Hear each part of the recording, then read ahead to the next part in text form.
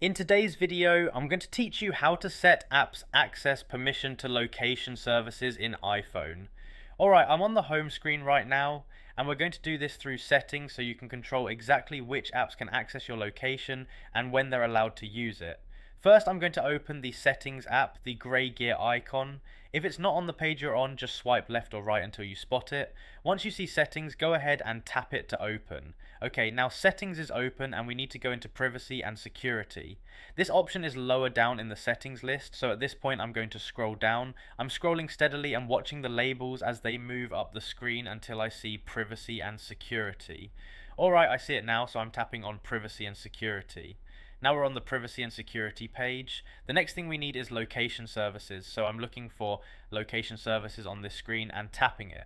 Okay, now we're inside location services. Now you'll see a list of apps that can request location access. The next step is to scroll down and choose the app you want to set access permission for. So at this point I'm scrolling down through the list, moving slowly until I find the app I want to change. Once you see the app name, go ahead and tap on it. I'm tapping my chosen app now. Alright, now we're on the app's location permission screen. This is where you choose how that app can access your location. You'll see the options listed and you can set location access to never, ask next time, or while using the app, depending on what you prefer. If you want the app to have no location access at all, tap never. If you want your iPhone to prompt you again the next time the app tries to use location, tap ask next time. And if you want the app to access your location only while you're actively using it, tap while using the app.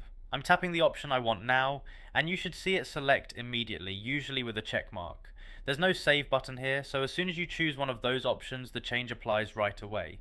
At this point you can tap back to return to the location services list, and you can repeat the same process for any other app you want to adjust.